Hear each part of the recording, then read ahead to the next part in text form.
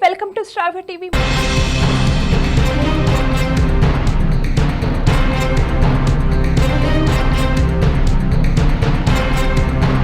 ప్రపంచ దేశాలకు భారత రాజ్యాంగం ఆదర్శంగా నిలుస్తోందని వైఎస్సార్సీపీ రాష్ట ప్రధాన కార్యదర్శి గడికోట శ్రీకాంత్ రెడ్డి పేర్కొన్నారు.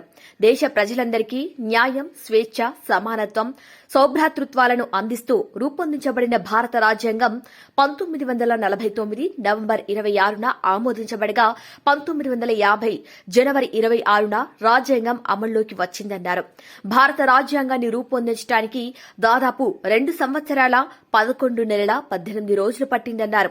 రాజ్యాంగాన్ని రూపొందించడంలో ప్రముఖ పాత్ర పోషించిన డాక్టర్ బిఆర్ అంబేద్కర్ భారత రాజ్యాంగ పితామహుడిగా పేరొందారన్నారు.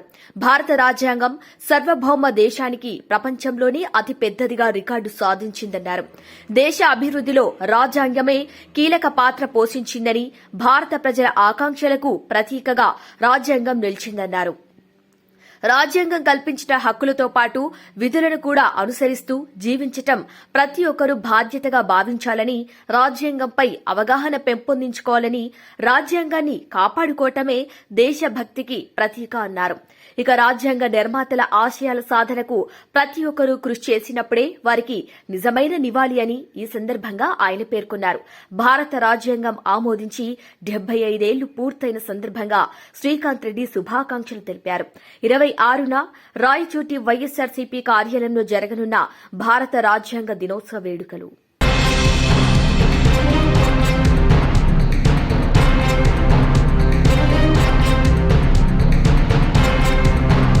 జోగులాంబ గద్వాల జిల్లా కేంద్రంలో పాత బస్టాండ్ సమీపంలోని రాయల్ లాడ్జ్ దగ్గర రాజస్థాన్ కు చెందిన హరీష్ సోనీకు చెందిన జై అంబే బ్యాంగిల్స్ హోల్సేల్ ప్లాస్టిక్ గోదాం ప్రమాదవశాత్తు షార్ట్ సర్క్యూట్ వల్ల ప్లాస్టిక్ వస్తువులతో నిలువ ఉన్న గోదాం దగ్ధమైంది.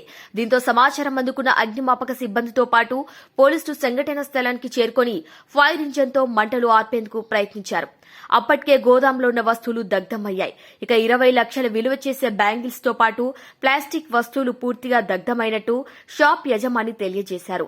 20 ఏళ్ల క్రితం రాజస్థాన్ నుంచి గద్వాలలో దుకాణం నిర్వహిస్తున్నామని, ఇలా అనుకోకుండా జరిగిన ప్రమాదం వల్ల తాము పూర్తిగా నష్టపోవాల్సి వచ్చిందని షాప్ యజమాని ఆవేదన వ్యక్తం చేశాడు.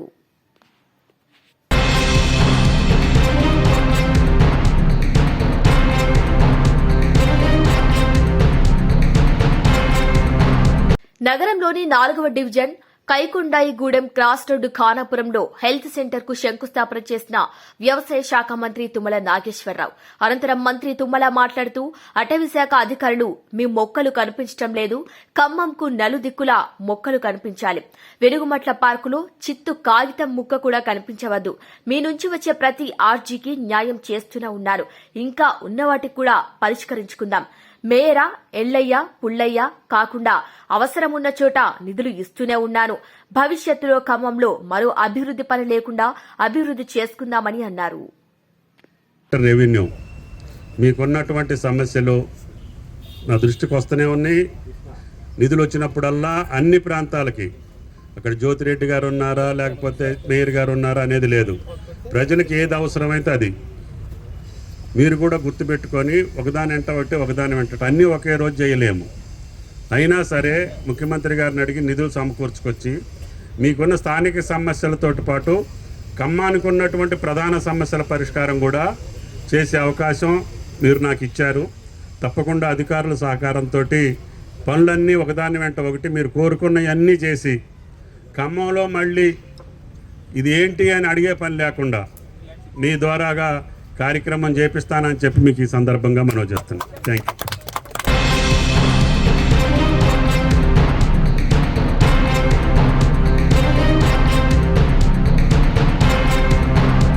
సెల్ ఫోన్ డ్రైవింగ్ ద్వారా తమ విలువైన ప్రాణాలు కోల్పోవటమే కాకుండా ఎదుటివారి ప్రాణాలకు ముప్పు తెస్తున్నారని ట్రాఫిక్ ఏసీపీ శ్రీనివాసులు అన్నారు. నగరంలో నిర్వహించిన సోమవారం స్పెషల్ డ్రైవ్ లో సెల్ ఫోన్ డ్రైవింగ్ చేస్తూ వాహనాలు నడుపుతూ పట్టుబడిన 45 వాహనదారులకు జరిమానా విధించిన ట్రాఫిక్ పోలీసులు అనంతరం వారికి కౌన్సిలింగ్ ఇచ్చి పంపించారు. ఈ సందర్భంగా ట్రాఫిక్ ఏసీపీ మాట్లాడుతూ నగరంలో సెల్ ఫోన్ డ్రైవింగ్ కేసులు పెరుగుతున్న నేపథ్యంలో డ్రంక్ అండ్ డ్రైవ్ తరహాలోనే సెల్ ఫోన్ డ్రైవింగ్ ప్రమాదకరమని హెచ్చరిస్తున్నా వాహనదారులు సీరియస్ గా తీసుకోవటం లేదని అన్నారు. వాహనం నడుపుతూ ఫోన్ మాట్లాడటం, చాటింగ్ చేయటం, ఒకే చేత్తో డ్రైవింగ్ చేస్తూ అకస్మాత్తుగా స్పీడ్ బ్రేకర్లు ఎదురుగా ఏదైనా వస్తే వాహనం మీద నియంత్రణ కోల్పోయి అదుపు తప్పి ప్రమాదాల బారిన పడుతూ ఎంతో మంది ప్రాణాలు పోగొట్టుకుంటున్నారని అన్నారు. అజాగ్రత్తగా ఉంటే ప్రాణం పోతుందని తెలిసినా నిర్లక్ష్యంగా వ్యవహరించడం, వాహనం ఎటువైపు వెళ్తుందనే ధ్యాస లేకపోవడంతో పాటు వెనుక నుంచి వచ్చేవారికి ఇబ్బంది కలుగుతుందన్న ఆలోచన కూడా ఉండదని అన్నారు. ఈ కార్యక్రమంలో traffic CI Mohan Babu, RI Sambasivarao, ఎస్ఐలు రవి, సాగర్, వెంకన్న, రాము పాల్గొన్నారు.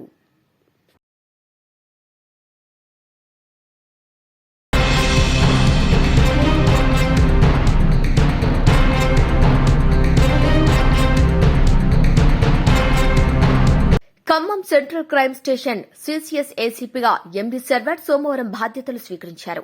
అనంతరం పోలీస్ కమిషనర్ కార్యాలయంలో పోలీస్ కమిషనర్ సునీల్ దత్ మర్యాదపూర్వకంగా కలిసి పుష్పగుచ్చం అందజేశారు. డీజీపీ కార్యాలయం హైదరాబాద్ నుండి ఖమ్మం సీఎస్ కు బదిలీపై వచ్చారు.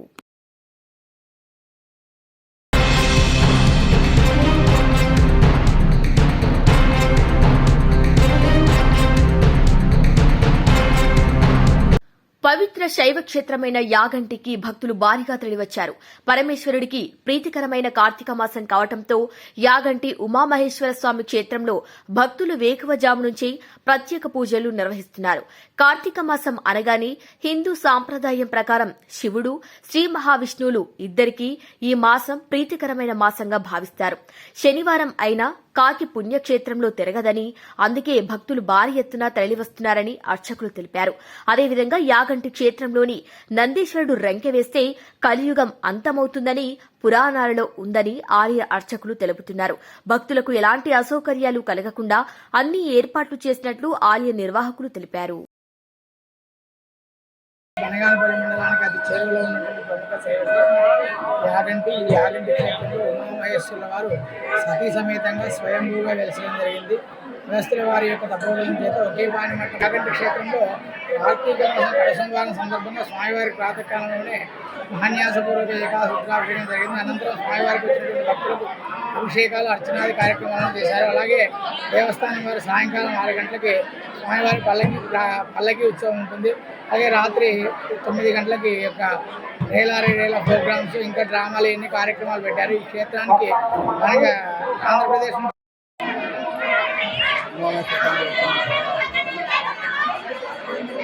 దక్షిణ భారతదేశంలోనే పేరుకైన ప్రముఖ శైవక్షేత్రం యాగంటి క్షేత్రం.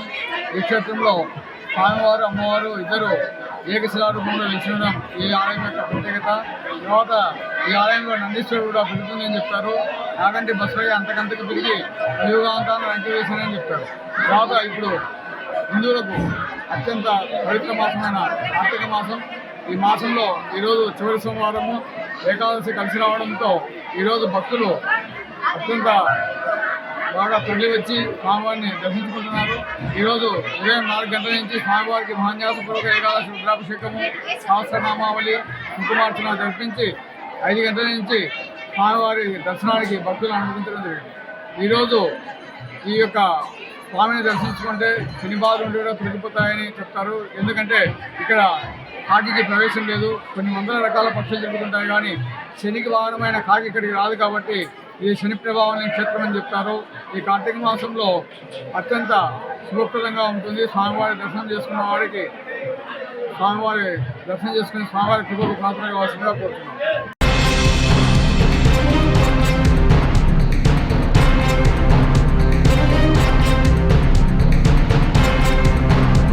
నిడదవోలు నియోజకవర్గం పంగిడి సెంటర్లో అన్నా క్యాంటీన్ వద్ద రాష్ట ఉప ముఖ్యమంత్రి పవన్ కళ్యాణ్ ఫ్లెక్సీని గుర్తు తెలియని వ్యక్తులు చించేశారు. ఇక జిల్లాలోని ఎమ్మెల్సీ ఎన్నికల కోడ్ ఉన్నందున అన్న క్యాంటీన్ పక్కన ఫ్లెక్సీని భద్రపరిచారు జన సైనికులు. ఇక భద్రపరిచిన ఫ్లెక్సీని గుర్తు తెలియని వ్యక్తులు చించేశారు. ఫ్లెక్సీని చింపేసిన వారిపై కఠిన చర్యలు తీసుకోవాలన్నారు జన సైనికులు. ఇక అన్న క్యాంటీన్ వివాదంలోకి లాగొద్దంటూ మనవి చేశారు. పేదవాడికి పట్టెడన్నం పెట్టే అన్న క్యాంటీన్ దెబ్బతీసేందుకే ఇటువంటి చర్యలకు పాల్పడుతున్నారంటూ జన సైనికులు మండిపడ్డారు. ఇక అన్న క్యాంటీన్ చుట్టుపక్కల సీసీ కెమెరాల ద్వారా నిందితులను గుర్తించాలని జన సైనికులు డిమాండ్ చేస్తున్నారు. ఇక ఫ్లెక్సీలు చింపేసిన వ్యక్తులపై కఠిన చర్యలు తీసుకోవాలంటూ పోలీసులను ఆశ్రయించారు జన సైనికులు. దాని గురించి ఏం జరిగింది పూర్వపరాలు తెలుసుకోవడం కోసం ఇక్కడ మీట్ అవ్వడం జరిగిందండి. ఇలా ఎమ్మెల్సీ ఎలక్షన్ కోడ్లో భాగంగా మొత్తం అన్ని ఫ్లెక్స్లు కూడా మూయడం జరిగింది. మా పార్టీ యొక్క ఫ్లెక్స్లు మొత్తం సందులో భద్రపరచుకోవడం జరిగిందండి. అలా భద్రపరుచుకున్న మా పవన్ కళ్యాణ్ నాయకుడు గారి ఫ్లెక్స్ని బయటకు తీసుకొచ్చి చింపి ఆ విధంగా మమ్మల్ని అందరినీ అవమానపరిచే విధంగా ఆ రకంగా చంపడం అనేది మాకు చాలా బాధాకరంగా ఉందండి. ఇలాంటి సంఘటనలు ఇప్పుడు కనుక జరిగినందుకు మనం తగిన చర్యలు తీసుకోకపోతే మళ్ళీ పునరావృతం కావడం జరుగుతుంది. జన సైనికుల యొక్క మనోభావాలు మరింతగా దెబ్బతినడం జరుగుతుంది. దాని తర్వాత ఇతరేతర ఘర్షణలు ఏమన్నా జరిగితే అవి మంచిది కాదని కూడా మేము తెలియజేస్తున్నామండి. కాబట్టి పేదవాడికి అన్నం పెట్టే ఈ కార్యక్రమాన్ని పాడు చేయాలని, చెడ్డ పేరు తీసుకురావాలని, అందరినీ రెచ్చగొట్టాలనే కార్యక్రమంతో మాత్రమే ఈ విధంగా చేశారని మేమందరం భావిస్తున్నామండి. దీన్ని నిమిత్తం తగు చర్య తీసుకోవాల్సిందిగా పోలీసు వారిని, ప్రభుత్వ వారిని కోరుతున్నామండి. ఈ విషయమై ఇప్పుడు వెంటనే పోలీస్ స్టేషన్కి వెళ్ళి మేము కంప్లైంట్ ఇవ్వడం కూడా జరుగుతుందండి. చుట్టుపక్కల ఉన్న ఈ సీసీ కెమెరాలను కూడా పర్యవేక్షిస్తున్నాం. ఎవరు చేశారన్నది ఖచ్చితంగా తెలుసుకుంటాం. ఆ పోలీసు వారు కూడా దీనిపై శ్రద్ధ పెట్టి తగు విచారణ చేయాల్సిందిగా కోరుతున్నాం. అందరికీ నమస్కారం. నెల్లూరు పట్టణ ప్రజలకు ముందుగా నమస్కారం. ఈరోజు ఈ అన్నా క్యాంటీన్కి రావడానికి గల కారణం పవన్ కళ్యాణ్ గారు ఫ్లెక్స్ని చింపిన దుండంగుల్ని కఠినంగా శిక్షించాలని, అంతేకాకుండా వారిపైన కఠిన చర్య తీసుకోవాలని పోలీసు వారిని కోరుతూ మేము ఇప్పుడు పోలీస్ స్టేషన్కి వెళ్తుంది. గత ప్రభుత్వంలో 5 సంవత్సరాలు అన్నా క్యాంటీన్లు మూసేశారు.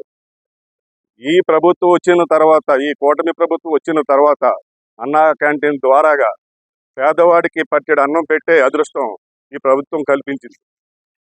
దానిని కొందరు దుండగులు, అది ఏ పార్టీ వారనేది నేను చెప్పను, ఎలక్షన్ కూడా ఉంది కాబట్టి దయచేసి వాళ్ళ మీద తగిన చర్యలు తీసుకోవాలని కూడా కోరుతున్నాం. ఇటువంటి చర్యలు, ఇటువంటి పనులు చేసిన వారిని పోలీసు వారు కఠినంగా చట్టపరమైన చర్యలు తీసుకుని కఠినంగా శిక్షించాలని కోరుతున్నాం. ఇది రాజకీయ కుట్రలో భాగంగా మాకు అనిపిస్తుంది. సీసీ కెమెరా ద్వారా పరిశీలించి దీని మీద తగు చర్యలు తీసుకుంటారని పోలీసు వారిని విన్నవించుకుంటున్నాం. జై జనసేన, జై జనసేన, జై జనసేన.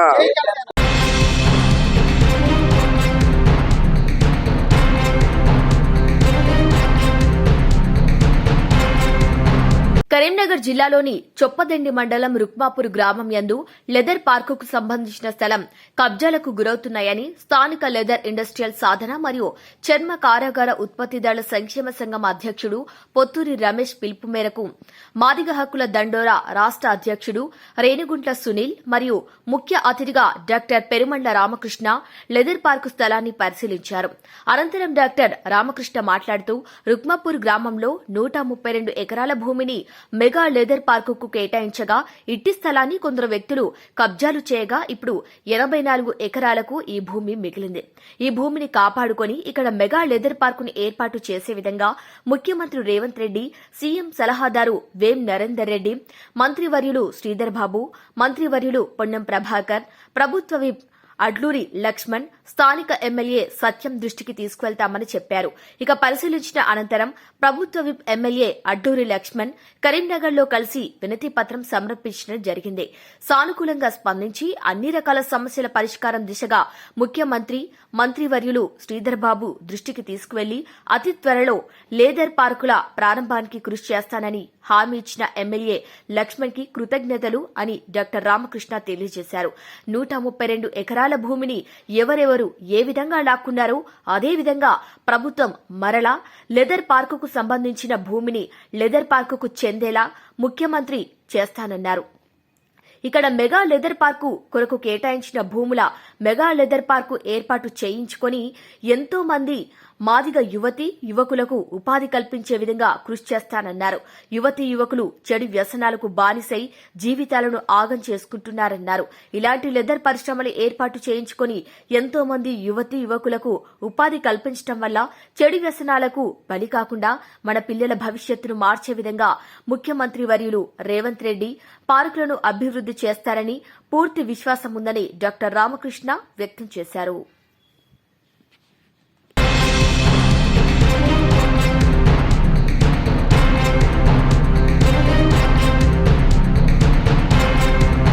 దక్షిణ బంగాళాఖాతం దానికి ఆనుకుని ఉన్న తూర్పు హిందూ మహాసముద్రం మధ్య భాగాలపై కొనసాగుతున్న అల్పపీడనం వాయుగుండంగా మారినట్లు వాతావరణ శాఖ తెలిపింది. సోమవారం సాయంత్రం ఇది 30 కిలోమీటర్ల వేగంతో కదులుతూ ట్రిమ్ కోమలికి 530 కిలోమీటర్లు, నాగపట్టణానికి 810 కిలోమీటర్లు, పుదుచ్చేరికి 920 కిలోమీటర్లు, చెన్నైకి 1000 కిలోమీటర్ల దూరంలో కేంద్రీకృతమై ఉంది. ఇక రానున్న 24 గంటల్లో ఇది తీవ్ర వాయుగుండంగా బలపడనుంది. ఆ తర్వాత 2 రోజుల్లో వాయువ్య దిశగా తమిళనాడు, శ్రీలంక తీరాల వైపు కదిలే అవకాశమున్నట్లు వాతావరణ శాఖ అధికారులు తెలిపారు. దీని ప్రభావంతో ఈ నెల 29వ తేదీ వరకు దక్షిణ కోస్తా రాయలసీమలో కొన్ని చోట్ల తేలికపాటి నుంచి ఓ మోస్తారు వర్షాలు, అక్కడక్కడ భారీ వర్షాలు కురిసే అవకాశం ఉంది. ఇక మత్స్యకారులు సముద్రంలోకి వేటకు వెళ్లవద్దని వాతావరణ శాఖ సూచించింది. ఇక దక్షిణ కోస్తా తీరం వెంబడి మంగళవారం గంటకు 50 నుంచి 70 కిలోమీటర్ల వేగంతో ఈదురుగాలులు వీస్తాయని తెలిపింది.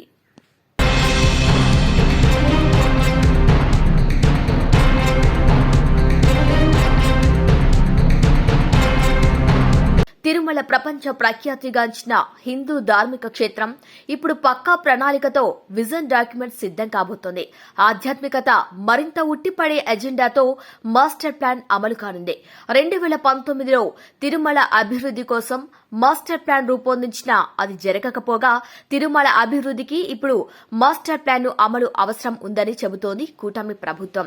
2019లో రూపొందించిన మాస్టర్ ప్లాన్ గురించి ఎవరికీ తెలియని పరిస్థితి ఉందని చెబుతున్న టీటీడీ ప్లాన్ ప్రకారం తిరుమల అభివృద్ది జరగలేదని చెబుతోంది. దీంతో చారిత్రాత్మక నేపథ్యం, ఆధ్యాత్మిక వైభవం ఉట్టిపడేలా నిర్మాణాలు జరగటం లేదంటున్న టీటీడీ ఇక నుంచి తిరుమలలో కట్టిన నిర్మాణాలకు సొంత పేర్లు ఉండకూడదని తీర్మానించింది. భక్తులకు ఎలాంటి ఇబ్బందులు లేకుండా చేయాలన్న ఉద్దేశంతోనే మాస్టర్ ప్లాన్ రూపొందిస్తున్నామంటోంది టీటీడీ. తిరుమలలో మల్టీ లెవెల్ స్మార్ట్ పార్కింగ్, ఫుట్పాత్లు నిర్మాణం చేయనుంది. ఇక బాలాజీ బస్టాండ్ను మరో చోటకు తరలించనుంది. ఇక తిరుమలను ప్రణాళికబద్దమైన మోడల్ టౌన్ గా తీర్చిదిద్దటమే లక్ష్యమంటున్న టీటీడీ యంత్రాంగం ఈ మేరకు చర్యలు చేపట్టింది. 2019లో ఐఐటీ నిపుణులు తిరుమలకు రూపొందించిన మాస్టర్ ప్లాన్ ఇప్పటి వరకు అమలు కాకపోగా కూటమి ప్రభుత్వం విజన్ డాక్యుమెంట్ తో తిరుమల అభివృద్దికి శ్రీకారం చుట్టింది. ఈ మేరకు ఇప్పటికే విజన్ డాక్యుమెంట్ రూపొందించిన ప్రతినిధులతో సమావేశం నిర్వహించిన మాస్టర్ ప్లాన్లలోని ముఖ్య అంశాలను ఆచరణలో పెట్టబోతోంది. హిందూ ధార్మిక కేంద్రమైన తిరుమలను ప్రణాళికాబద్దమైన డిజైన్లతో రూపొందించనున్నట్లు ప్రకటించింది. టీటీడీలో urban development and town planning wing ను ఏర్పాటు చేయాలని భావిస్తోంది.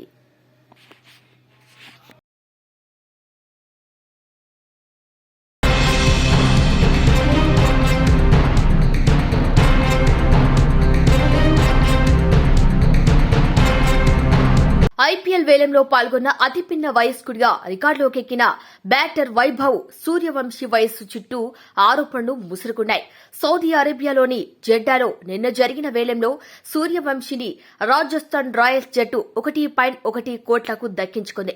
దీంతో ఐపీఎల్లో ఆడబోతున్న అతి పిన్న వయస్కుడిగా సూర్యవంశీ రికార్డులోకి ఎక్కాడు.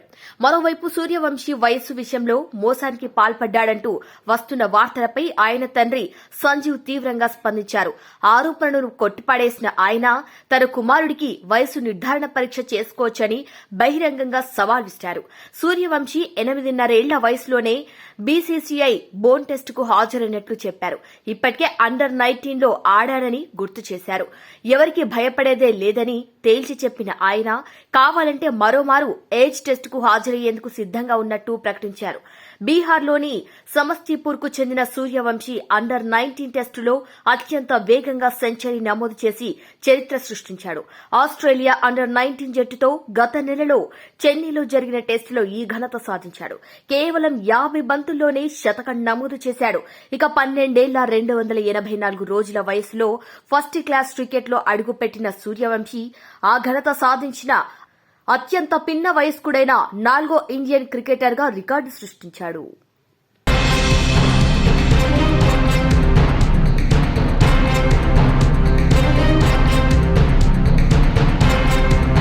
ఇవి వాళ్ళ బులెటిన్ అప్డేట్స్. కీప్ వాచింగ్ స్ట్రావే టీవీ.